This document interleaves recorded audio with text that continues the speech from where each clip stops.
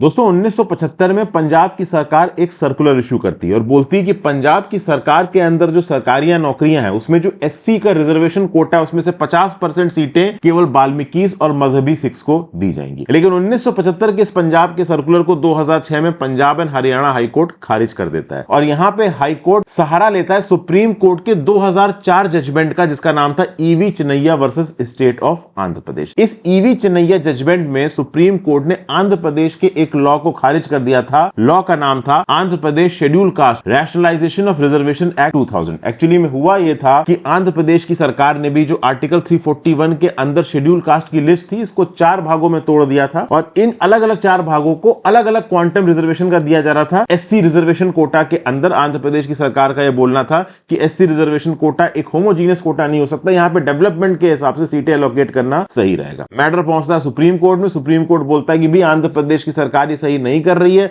अगर आप plainly article 341 को रीड करते हो तो वहां पे साफ साफ लिखा हुआ है कि केवल प्रेसिडेंट यानी कि पार्लियामेंट के पास ताकत है इस लिस्ट के साथ टिंकर करने का, राज्य की सरकारें ऐसा नहीं कर सकती। तो आंध्र प्रदेश की ताकत को यहां पे सुप्रीम कोर्ट ने चेक किया और Punjab and Haryana high court ने यहां पे पंजाब की सरकार को रोक दिया। लेकिन पंजाब की सरकार मानी नहीं। पंजाब की सरकार फिर से यहां पे एक लॉ पास करती है जिसका नाम था Punjab schedule caste and backward classes reservation in services act 2006, जिसके थ्रू पंजाब की सरकार ने बोला कि भाई एससी रिजर्वेशन के अंदर हम बाल्मीकीज और मजहबी सिख्स को प्रेफरेंस देंगे। तो 2006 तक की बात की जाए और उसके कुछ साल तक बाद तक की बात की जाए तो सुप्रीम कोर्ट का यह व्यू पॉइंट था कि शेड्यूल कास्ट और शेड्यूल टाइप का जो रिजर्वेशन है वो होमोजीनियस है। लेकिन अब अगस्त 2020 तक जब हम पहुंचते हैं तो सुप्रीम कोर्ट का नजरिया यहां पे थोड़ा बदलने लगता है। सुप्रीम कोर्ट में यह बोला जाता है कि भाई देखिए, जब socially and educationally backward classes के अंदर हम लोग सब क्लासिफिकेशन की बात कर सकते हैं तो एससी एसटी के अंदर सब क्लासिफिकेशन क्यों ना हो। Indira Sahni versus union of India का जो जजमेंट आया था सुप्रीम कोर्ट का, जिसमें मंडल कमीशन रिपोर्ट डिस्कस की गई थी, वहां पे सुप्रीम कोर्ट ने पहली बार इस प्रिंसिपल को माना था कि हां भाई socially and educationally backward classes के अंदर सब क्लासिफिकेशन होना चाहिए, तो एससी एसटी के अंदर भी सब क्लासिफिकेशन होना चाहिए। ऐसा सुप्रीम कोर्ट को लगा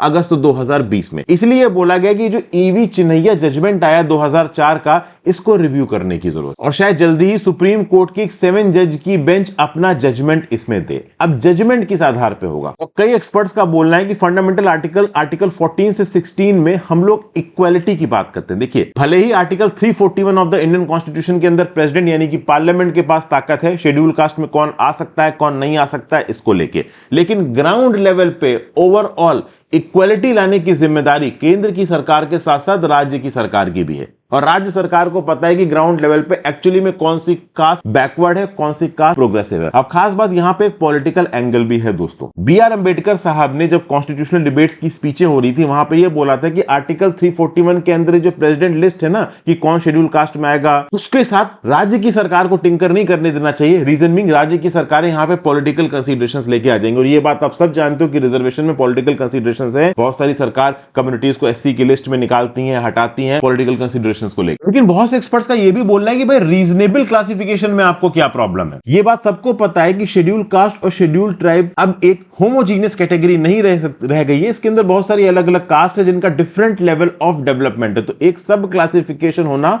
बहुत ज्यादा जरूरी है। और प्रेसिडेंट लिस्ट आर्टिकल 341 के अंदर जो नाम ऑलरेडी आ गए हैं उन नामों में से कौन ज्यादा प्रोग्रेस कर गया है और कौन बैकवर्ड रह गया है, इसको डिसाइड करने की ताकत कुछ हद तक तो राज्य की सरकार के पास होनी ही चाहिए। तो बेसिकली सब क्लासिफिकेशन यहां पे अलाउ किया जाना चाहिए। तो आपकी इसके बारे में क्या राय है दोस्तों? क्या राज्य की सरकार को यह ताकत दी जानी चाहिए कि एससी और एसटी रिजर्वेशन के अंदर कुछ कास्ट को वो थोड़ा ज्यादा प्रेफरेंस दे दे और कुछ कास्ट को थोड़ा वो कम प्रेफरेंस दे? क्या इसमें पॉलिटिक्स होगी या फिर एसईबीसी यानी कि socially and educationally backward classes की तरह एससी और एसटी को भी एक होमोजीनियस कैटेगरी ना मानकर इसके अंदर सब कैटेगराइजेशन करना चाहिए? आप अपने व्यू पॉइंट्स नीचे कमेंट बॉक्स में जरूर दीजिएगा। सुप्रीम कोर्ट का जजमेंट आएगा तो उसका जो सार है वो मैं एक शॉर्ट बना के आपको डेफिनेटली बताऊंगा। Thank you for watching friends. अगर वीडियो नॉलेजफुल लगी हो तो वीडियो को लाइक कर दीजिएगा और चैनल को सब्सक्राइब